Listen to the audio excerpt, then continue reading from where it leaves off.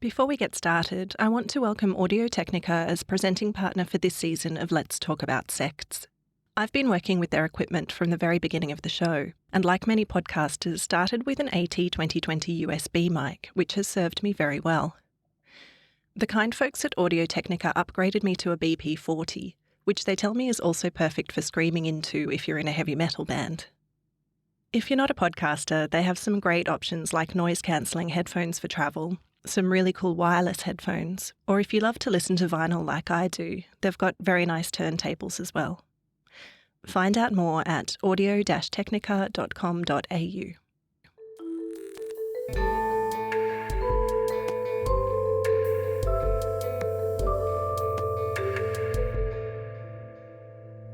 Wanted.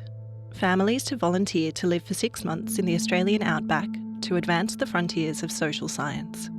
Be part of a cutting-edge research project to test the ideal human environment. In a country known for a population that loves to travel, the write-ups appealed to plenty of adventurous spirits. Little did they know the reality of what they would be getting themselves into.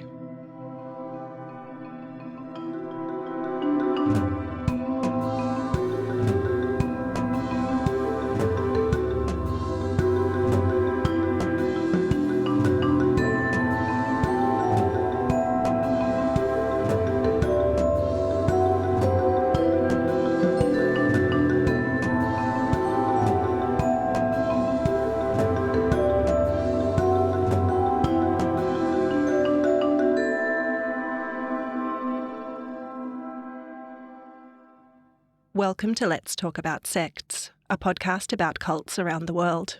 I'm your host, Sarah Steele. Before we continue, a content warning. This podcast deals with issues that some people may find disturbing related to emotional abuse and controlling behaviours. This episode also includes references to sexual assault of minors and suicidal thoughts. Please use your discretion as to whether this will be suitable for you and those around you who may be listening too.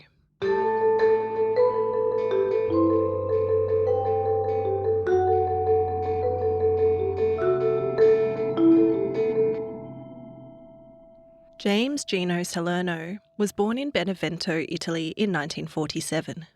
His parents moved the family, including James and his brothers Ben and Tony, to Adelaide in South Australia when James was 7 years old. In 1966, at the age of 19, James joined the Australian Army and spent a year serving as a machine operator in the Vietnam War. He told journalist Andrew Burrell for the Weekend Australian, quote, "I came back and I realised that war is the worst human environment, so I dreamt up, I imagined, the opposite of that." James spent the next decade travelling and learning about the world, including a stint teaching in a remote Aboriginal community in the Central Australian desert in the early 1970s, where he claims to have been initiated as a warrior with Pitjantjatjara elders and a meeting with the Dalai Lama.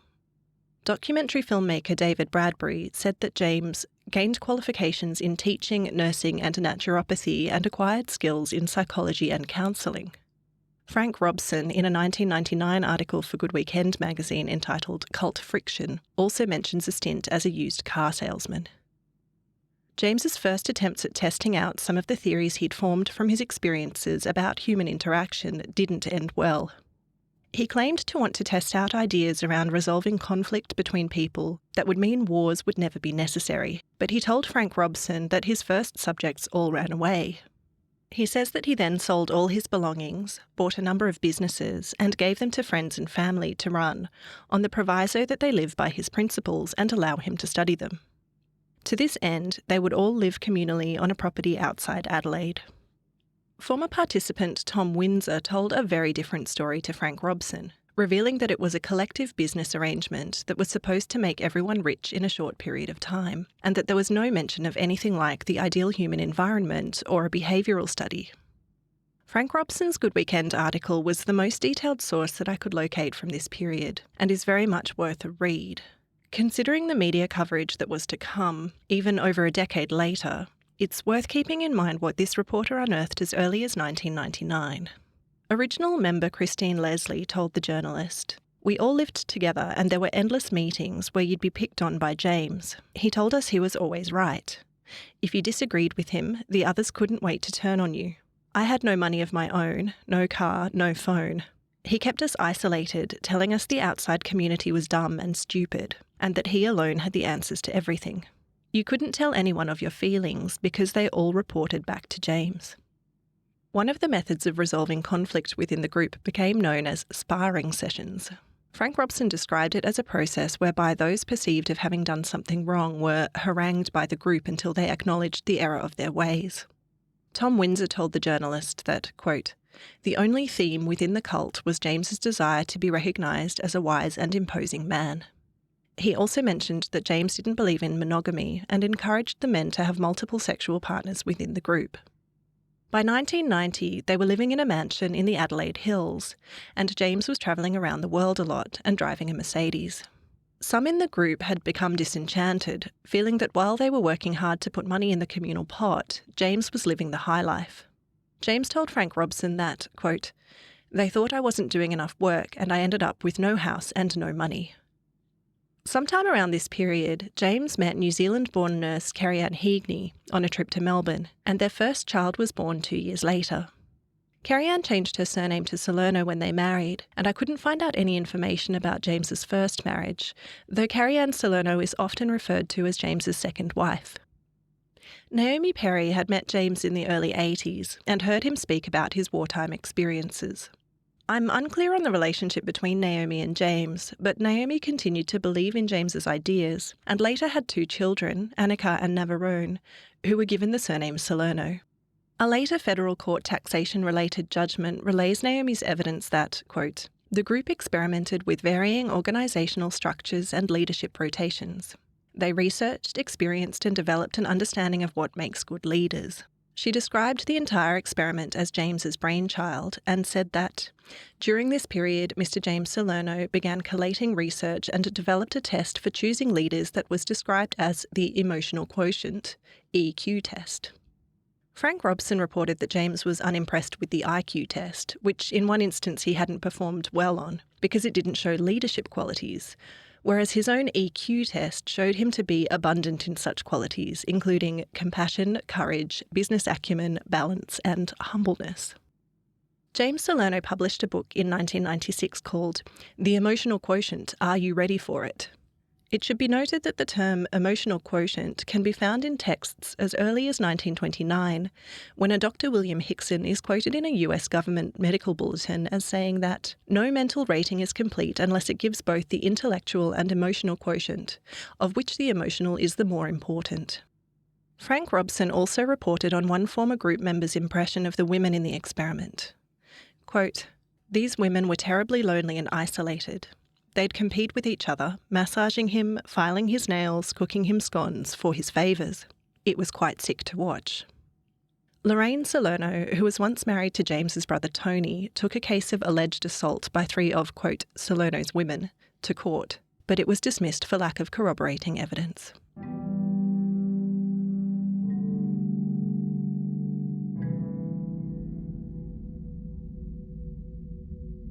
The Kimberley is in the northernmost part of Western Australia and has the kind of landscape that many travellers would imagine from romantic depictions of Australia in the media. It's the real outback, where the 660-kilometre Gibb River Road is mostly unsealed and runs through deserts, dramatic gorges, rugged mountain ranges, savanna, remote farming stations, and one of the world's most isolated coastlines. Pentecost River crosses the Gibb River Road, and on its shores is the El Cuestro Station, whose lease was purchased by James and Ben Salerno in 1983 for $500,000. Today there's a swimming hole and waterfall you can visit called Emma Gorge, named after James and Carrie-Anne's daughter Emma Salerno. The Salernos ran a cattle ranch, and though the lease was sold at a massive profit to entrepreneur Will Burrell in 1991, the area would become the home of the next iteration of James's experiment. The group had been travelling around and presenting at conferences throughout the mid to late 1990s, and around 1999, the 40-strong Ideal Human Environment Social Research Team, or IHESRT, was created to fund a community at El Cuestro that was said to cost around $500,000 in order to test out their theories on the ideal human environment. Naomi Perry described it thus: The IHE is a place where all people, regardless of race, colour, creed or religion, can be emotionally and physically safe from and with each other. For those who have a hard time in general understanding why or how people join cults, I think IHE presents an interesting example. Here's some copy that ran in The Age in Melbourne. Families needed for desert life. Researchers are looking for families prepared to live as hunters and gatherers in the Kimberley Desert for 6 months in an attempt to find the ideal human environment. The project's coordinator and financier, Mr. James Salerno, says he has searched for 30 years to discover the ideal living conditions and wants to test what he has found on a group of volunteers. Similar text was printed in major newspapers throughout Australia. This from the Canberra Times. Wanted: 3 Canberra families to brave 6 months in the outback to advance the frontiers of social science. The invitation comes from one James Salerno, who is running Project Research 2000, in which 7 families will stay in harsh conditions in the Kimberley region in a quest, he says, for the ideal human environment. Director of the research committee Dr. Naomi Perry said yesterday that they had received about 250 inquiries, but 3 more families were needed. It's easy to see what might be appealing to a family with an adventurous spirit. As Deborah Layton, a former member of Jim Jones's ill-fated People's Temple, said, "Nobody joins a cult. You join a self-help group, a religious movement, a political organisation. They change so gradually, by the time you realise you're entrapped, and almost everybody does, you can't figure a safe way back out."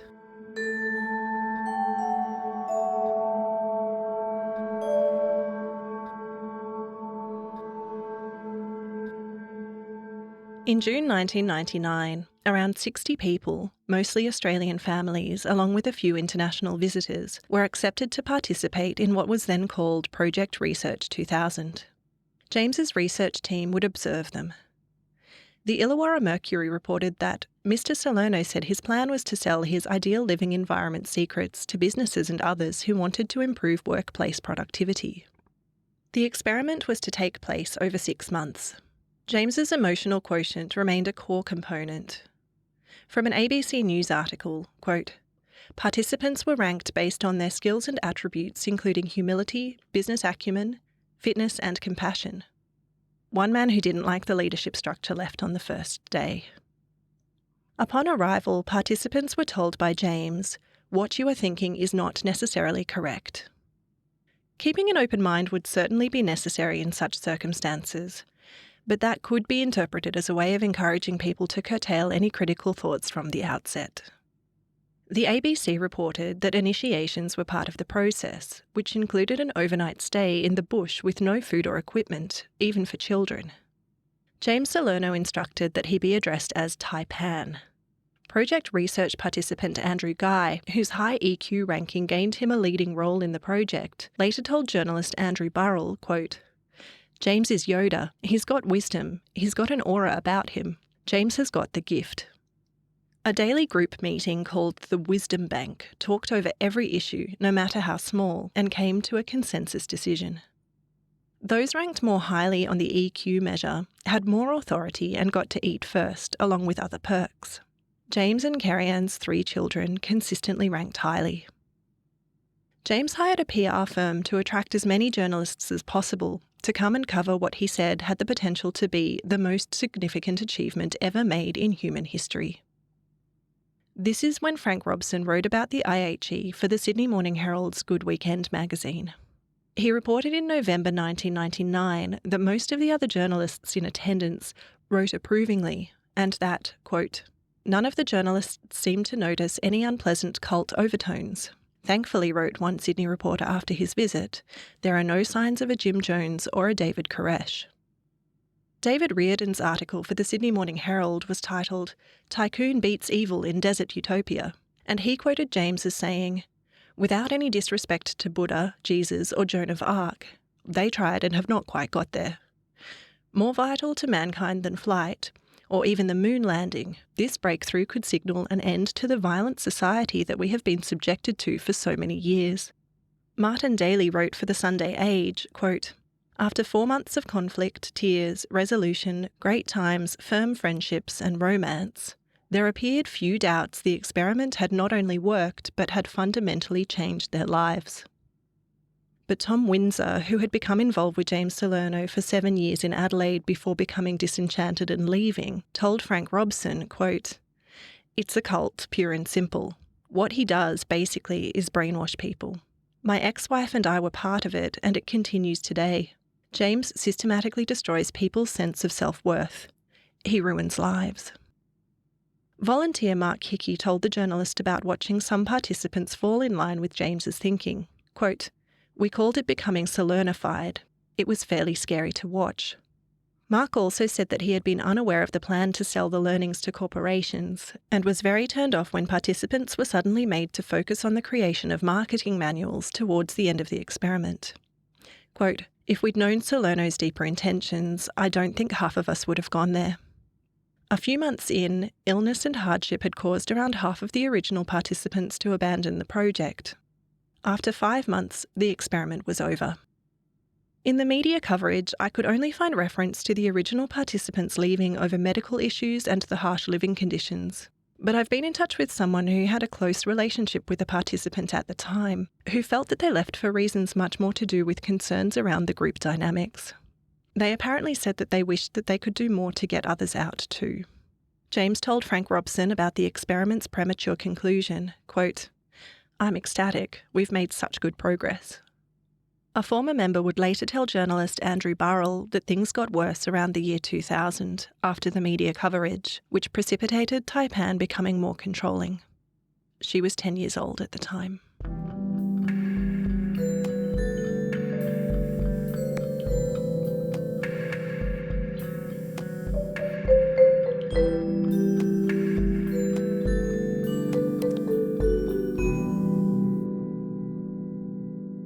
In the year 2000, James set up the Ideal Human Environment Foundation, which was registered to run as a charity with Naomi Perry as its president. She said that it was created to assist young people with social disorders and provided 31 beds as short-term accommodation for those in need, as well as a hotline and other programs. In 2001, the Salernos bought Arbory Park Mansion in Adelaide, South Australia, for $2.4 million. The group took up residence on the 10 hectares in Aldgate in the Adelaide Hills region. The 17-room Georgian-style mansion was originally built by Sir Alexander Downer in 1935, who was the father of former Australian Foreign Affairs Minister Alexander Downer, and it was where the latter experienced his childhood. The South Australian Education Department had owned the property previously and built a 31-bed accommodation centre for teacher training purposes. These were the beds that Naomi Perry referred to as being for young people with social disorders, though reports I've read said that the barracks were for all the children of IHE members. The children slept in dormitories on the upper levels, whilst adults slept in various outbuildings and in the main house. James Salerno had a large suite in the mansion.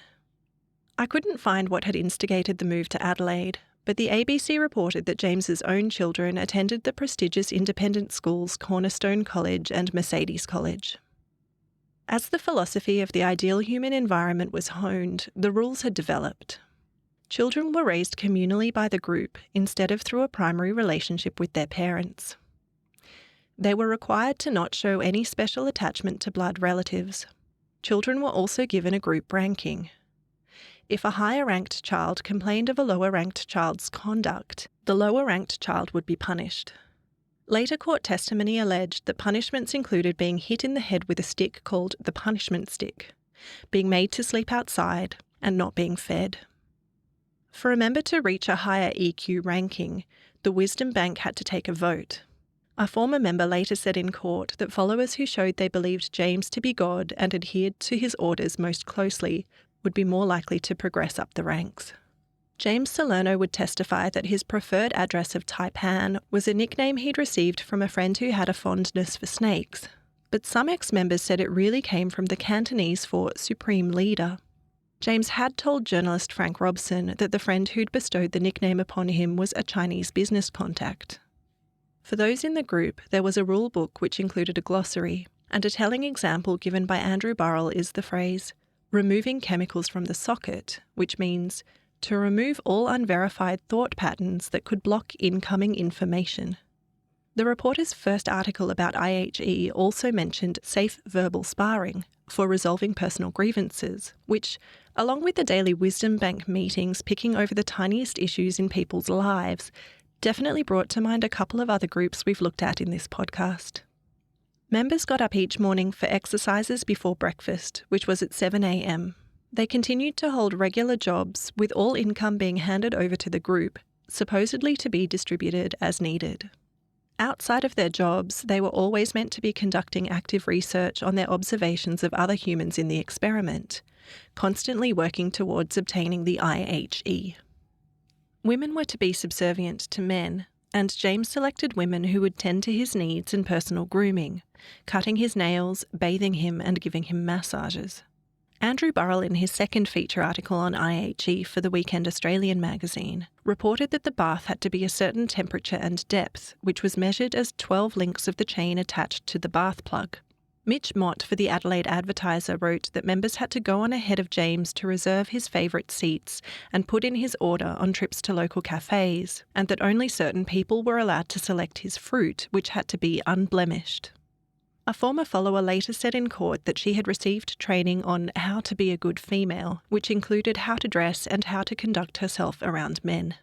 Another former follower said, "We had to be thinking the same as what Taipan thought, and we were told that time and time again and often punished if we didn't." After watching the Russell Crowe film Gladiator, James instructed his followers that they were from then on to stand and salute him with the words "strength and honour" when he entered a room.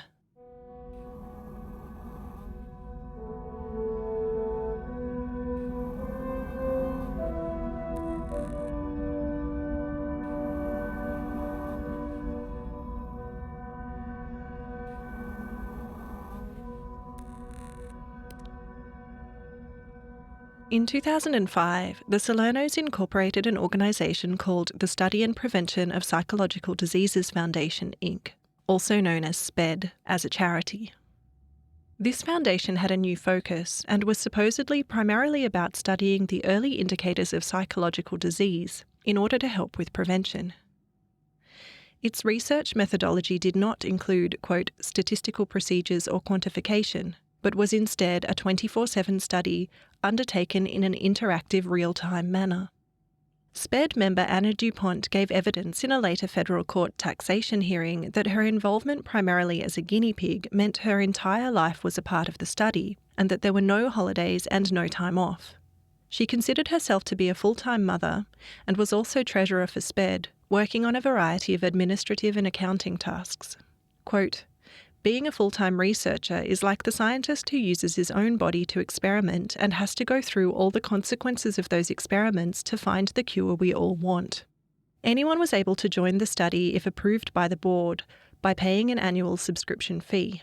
Psychology or research qualifications were not a requirement for involvement in SPED, which, just to remind you, stood for the Study and Prevention of Psychological Diseases." James Salerno was later quoted by journalist Andrew Burrell as saying, "Psychologists, psychiatrists and social workers, I put them all together as social scientists. It would be just as good going to an astrologer or a gypsy and saying, 'How do I solve this problem?'" Clause 9 of the application form under the heading Entry Principal Assets had the terms, "Upon joining the SPED SRT, Social Research Team, all your assets become part of the asset base to be available for use by the SPED Foundation. This includes cash and all forms of property. These assets form part of what is termed Entry Principal Assets." Members were to be both researchers and guinea pigs, and had to be accountable to abiding by the IHE principles for all daily decisions on all actions. The application form also required members to be available to participate in fundraising endeavours for the foundation, but a subsequent clause defined any income derived by a member as fundraising. Special research projects undertaken by SPED included the purchase of luxury vehicles, supposedly to investigate human behaviour in relation to driving a $100,000 Hummer, a $300,000 Ferrari, and a $695,000 Rolls-Royce. Apparently the findings were that the Ferrari was generally driven by the young men and the Rolls by one of the older women. Emma Salerno, James's daughter, told the Gold Coast Bulletin, "If you're researching conflict resolution, you need to create areas of conflict. That's partly what the car experiment was about.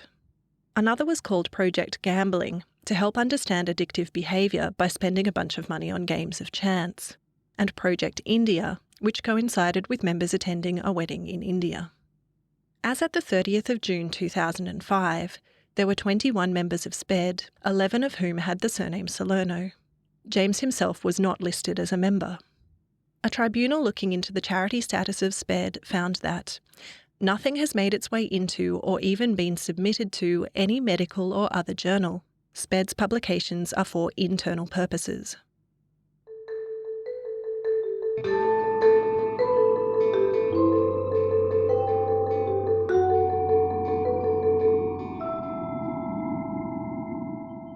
James put the Arbory Park mansion on the market for $5.25 million in January 2005, but then took it off again. In May 2006, he tried for $5 million but couldn't find a buyer. By early 2008, the property was listed at $4.2 million and was then bought for what was thought to be under the $4 million mark by investor and Port Adelaide Football Club director Alex Panis. He told the Adelaide Advertiser, quote, "The Salerno family has done a wonderful job. It was in such a huge mess when they bought the property." The IHE moved on to Bow Desert in southeast Queensland, where they conducted further experiments, including placing a group of 30 people in a farmhouse and instructing them to live off the land for 6 months. They also purchased a 9-bedroom house on the Gold Coast.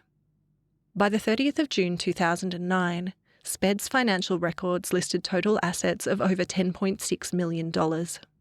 On the 6th of April 2011, the Taxation Commissioner advised the organisation that a review had ascertained SPED had not been meeting the statutory requirements to be operating as a charitable institution, and that its charity and DGR, or deductible gift recipient, status were to be revoked, backdated to the 1st of January 2005. This meant that they owed $3.5 million in back taxes. SPED applied for a review, and in the meantime, Salerno Pastoral Company owner James Salerno Jr., James and Kerry Ann's son, took back a part of the old Elquestro lease that his father and uncle had held for the first IHE experiments, and the group moved back to the Kimberley in Western Australia. A clothing business called Ringers Western became another IHE-related endeavour. A tribunal upheld the Taxation Commissioner's decision on the 20th of December 2013. Quote, "The tribunal observes that SPED's principal activities, as it claims, are the research its members carry on 24 hours per day, 7 days a week. The tribunal then observes that it does not accept that this is research. The tribunal concludes that the activities of the members described by SPED as research are predominantly the ordinary activities of life, and that these activities are carried out for the personal benefit of the members themselves. The tribunal concludes that although SPED asserts that all of its expenditure is on research, nevertheless, overwhelmingly its expenditure goes on its members' living expenses, other personal expenditure, and commercial investments." End quote. So as far as I can ascertain, the setup seemed to be that anyone who joined signed over all of their assets and paid any income they received in their regular job, which they would continue to work as normal, straight over to SPED. In donating 100% of their income, they would therefore not pay any income tax. SPED would then cover food and general living costs and claim this expenditure as a tax deduction because it was all part of the 24/7 research that the group was undertaking. This research was into psychological diseases and was undertaken by people who were neither trained researchers nor psychologists. It would be for the public benefit, except that no findings were ever made available to the public. The public could of course join if they wanted to, but Naomi Perry told the tribunal that, quote, "We have not actively solicited members of the public to become members." In terms of SPED's claim to also being a health promotion charity, the line item for marketing expenses was consistently very little of the budget. In the 2006 financial year, it was $47. Emma Salerno explained it this way to the Gold Coast Bulletin. "When we were given the charitable status, we had 2 options of how we would raise money. One was to solicit for donations, the other was to fund it ourselves. We chose the latter. We used the revenue from our law firm and other businesses to fund the research. We didn't ask for the public's money." SPED finally appealed to the federal court on a number of grounds that included a contention that it is not necessary to show that the benefit offered is real and of value, or that the benefit is available to the public, if the main charitable aim is advancement of education and other purposes beneficial to the community. Justice J. Greenwood once again upheld the decision on the 21st of October 2015. Quote, "The critical matter is the private domestic furtherance of the interests of the members rather than the furtherance of any purpose focused upon benefits to the community. The Charity Register of the Australian Charities and Not-for-Profits Commission lists the IHE's other charity entity, the Ideal Human Environment Foundation, as having had its charity status revoked on the 4th of June 2015, after it failed to provide financial statements from 2013 and 2014. That charity was listed as helping youth from 15 to under 25 years old."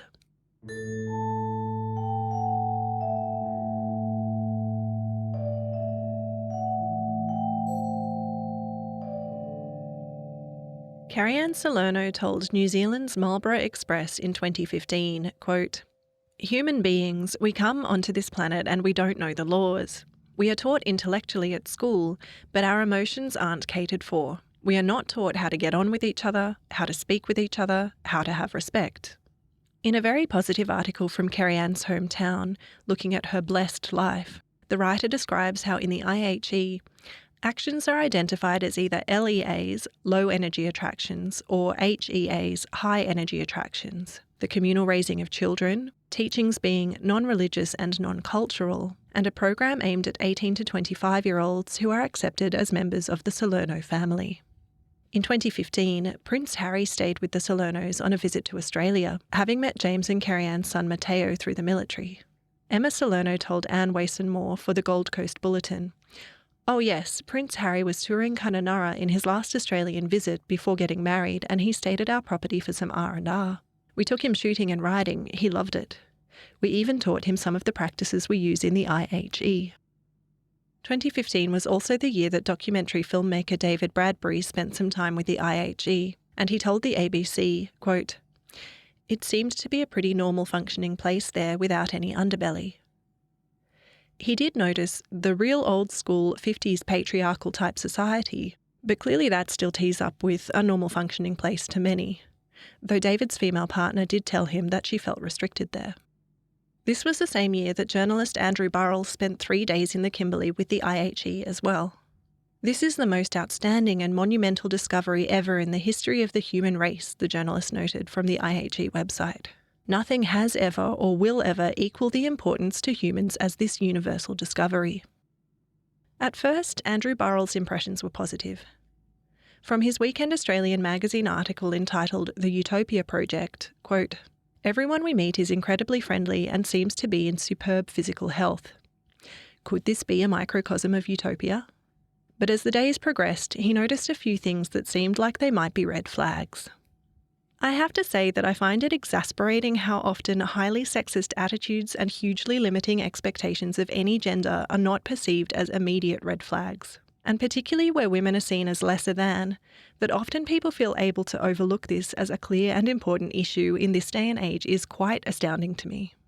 Andrew Burrell did comment on the patriarchal aspects of the group. Quote, "Salerno admits some of his research findings will be considered politically incorrect. For example, he believes men and women should not be seen as equals. Social scientists are trying to say they are equal, he says. There's a whole cult out there telling us the right words to use and not to make female jokes. The bottom line is that males can apprehend reality better than females, and that gives them the edge. Men will get the reality of a situation quicker." A note to James Salerno and anyone else who's mulling this one over. I can highly recommend you read the work of a different researcher on the subject.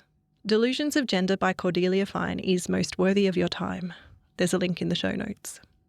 The Weekend Australian article also commented on the fact that members handed over all their earnings to the group as one of the most unusual aspects, and noted that members couldn't spend more than $100 of their own volition without the group's okay. It mentioned that James and Carrie-Anne's children, Emma and Matteo Salerno, were partners at law firm Salerno Law, while their other son, James Jr., was running the Salerno Pastoral Company, and all of their earnings were going into the pot as well. In spite of the group's collectivist approach, Andrew Burrell noted that the IHE was big business. Quote, "These are people who can read a balance sheet and tend to vote for the Liberal Party."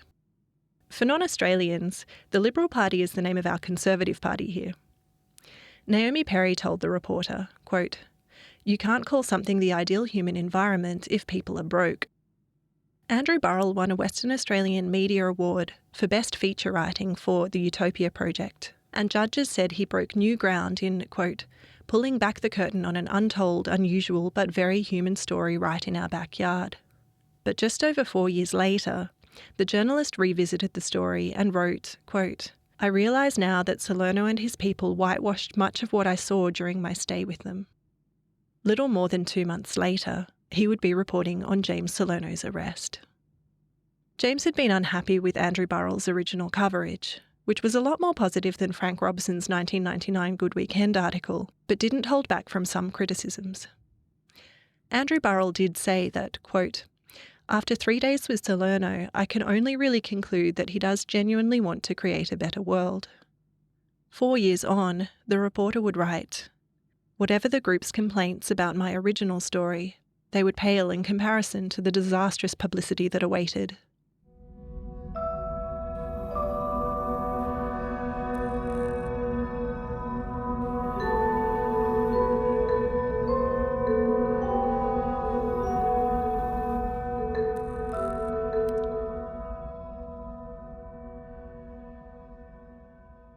Andrew Burrell's in-depth follow-up story in August 2019 was entitled "A Snake in the Grass" and had the subheading, "He claimed to be creating a utopia, but in reality James Salerno was a controlling sexual predator." In 2003, during the group's time at the Adelaide Hills mansion, a 12-year-old girl had become the youngest of a group of females given the task of tending to James Salerno's every need. James Salerno had begun sexually assaulting her from the age of 13. Telling her that it was his duty to, quote, "make her a lady." Over the following years, there were multiple instances of rape. James told the girl not to tell anyone about what he was doing to her. She escaped the group in 2009 when she was 18 years old, leaving her parents behind. After taking a few years to adjust to life outside of the IHE, in 2012 she walked into a police station and reported what had happened to her. After the victim had gone to the police, her mother left the group to support her. On the 24th of November 2015, James Salerno returned from a trip to the USA, flying into Brisbane Airport. The 68-year-old was promptly arrested and extradited to Adelaide to face charges of unlawful sexual intercourse. The victim's subsequent diagnosis of depression and PTSD delayed the legal process against James Salerno as she got psychological help, and the case eventually came to trial in 2019. In the meantime, Emma Salerno had been legal counsel to her good friend Catherine Marriott in her sexual harassment claim against then National Party leader Barnaby Joyce. For the non-Australians, the National Party is the party that forms a coalition government with the Liberal Party, and within that coalition tends to represent rural interests. It started out as the Australian Country Party. An internal investigation by the party came to no determination, and Emma Salerno said of Catherine to Anne Wason-Moore for the Gold Coast Bulletin, quote, "She was a kind person who had something happen and just thought, it's not right, and she knew other people were fearful to say something, and she thought, I need to speak. We did everything we could to keep it confidential. It was a no-win scenario, but she took that stand. She wasn't seeking retribution. She said what she needed to and kept walking. She's an incredible person and I greatly admire her." In contrast, Emma said of her dad's case, "We are extremely confident that my father will be vindicated. The family knows more about this than the public do. We have to await the outcome of the proceedings." Andrew Burrell related the reality of what was being hidden from the public by the IHE, which later came out in court. James was, quote, "revealed as a tyrant who had a godlike status within the cult. Members had to adjust their thoughts to align with taipans, whose thoughts were good and pure and right. Those who did not comply were punished." The journalist spoke with the girl who had brought charges against James, and she told him that she wanted to tell her story to encourage other women and girls experiencing anything similar to go to the authorities. Quote, "I knew it was wrong, but I had nowhere to go. I was so scared, and now looking back, I really wish I'd had the courage to get out and to fight him." She said, If you cried, it showed weakness. I was constantly told off for showing my weakness. In her court testimony about James, she said that members were made to fear him. Quote, "He was God. He was someone that could bring down hell upon you. To ever say no to him, you were disrespectful. It was insubordinate, and if you ever did say no to him, you were punished." She had to hand over any money she made from her part-time job, and said if she used any, it was only allowed to be for buying taipan presents. For all of her contributions over her lifetime up until that point, she was given just $400 with which she could try to build a new life. After leaving, the girl received a letter that was made out to be from her parents. Quote, "If you wish to fool yourself, you should not try to fool us as well. You are out there because you were insubordinate. You are therefore in a state of insubordination and against the laws of the IHE and therefore against us. You are not for unity nor for the IHE, you are for you. That is the truth." Judge Paul Slattery didn't accept that the letter was written by anyone but James himself. The victim told Andrew Burrell that she believed the whole idea of the IHE was just a front for James Salerno to manipulate and control people around him for his own benefit.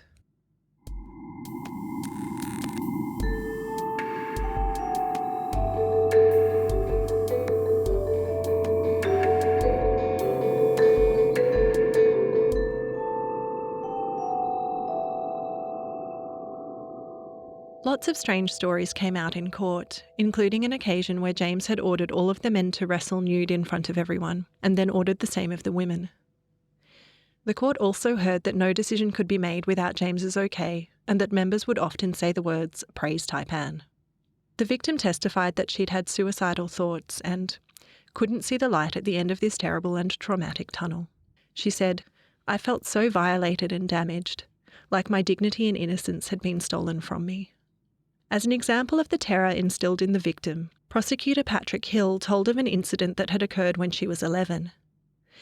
Taipan had been displeased by the way that her father had disciplined her brother, and so for the resulting punishment for her father, quote, "A high-ranking member produced a large stick, known to the girl as the punishment stick, which was about 1.2 metres long, with a large ball or wooden knot at the end. Her father was told to kneel down, and the girl was made to strike her father across the head. She didn't want to do it, but she knew she had to, or she would be in trouble." The prosecutor continued, "This shows the almost complete destruction of her family unit before the abuse, and its replacement with the ranking structure, at the top of which sat Salerno." The victim testified to being taught from a young age that humans were only on Earth to serve Taipan, and that she was told she should feel honoured for being chosen to serve him. She had stopped attending school in Year 7 and believed she was to be homeschooled, but lessons were few and far between. Each morning after breakfast, she and the other children were lined up and assigned their work for the day. James Salerno testified that the victim never looked after his personal needs and said that he didn't even like massages or manicures. He denied being a leader in the group and said that you cannot create an ideal human environment unless people are physically, emotionally and intellectually independent. On the 24th of May 2019, James Salerno was found guilty of 8 counts of unlawful sexual intercourse with a child. On the 29th of July, South Australian District Court Judge Paul Slattery sentenced the 72-year-old to 10 years in jail, with a non-parole period of 8 years. The judge said of James's testimony, quote, "I have found that at times his evidence was inconsistent, it could not be reconciled with objective facts, and on quite a number of occasions was plainly inaccurate and unreliable." Addressing James at sentencing, the judge said, quote, "You abused your primacy position within the group to not only groom and sexually abuse the complainant, but to ensure that she was fearful of speaking out about your actions and instilled in her thoughts that no one would believe her even if she did speak out. Your offending has had a profound effect on the complainant, as she is still suffering ongoing physical, mental and emotional issues. To this day, you maintain your innocence and you've shown no contrition for your actions." On the 7th of September 2019, The Weekend Australian published a letter to the editor from Robert D. Moore of Norwood South in South Australia. Quote, "It is a great pity that only one person has come forward. Unfortunately, this story predates the victim's era by many years and involves dozens of people affected by this rogue." Today, around 30 IHE members remain in the remote far north of Western Australia, whilst James Salerno appeals his sentence. I'll update the show notes with any developments. We'll leave the final word with the victim, who told ABC journalist Rebecca Opie on the conclusion of the trial, "The girls can sleep easy now, the ones that are still left in there. That's all I wanted from the start, to help the other girls."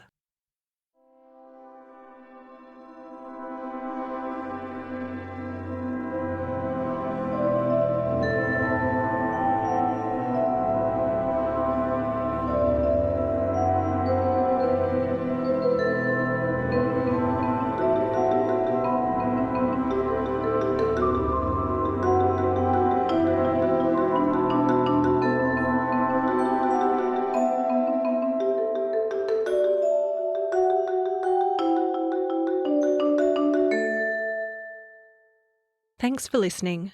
I'd love it if you'd consider dropping a review on Apple Podcasts if you happen to listen on that platform. I know it's largely a vanity measure, but I'd be keen for a recent spate of reviews criticising my voice to drop down the list a bit. You can access ad-free episodes and support the production of this independent podcast via Patreon. patreon.com/LTASpod. This episode of Let's Talk About Sects was written and researched by me, Sarah Steele. Music was by Joe Gould. Information sources are listed on our website at ltaspod.com. Thanks again to Audio-Technica, presenting partner for Season 3 of Let's Talk About Sects. If you're in the market for some top-quality audio equipment, be sure to head to audio-technica.com.au to check out some of their stuff. Their range of earphones and headphones is quite ridiculous, from sport to gaming to professional studio, and they're known for some of the best sound around.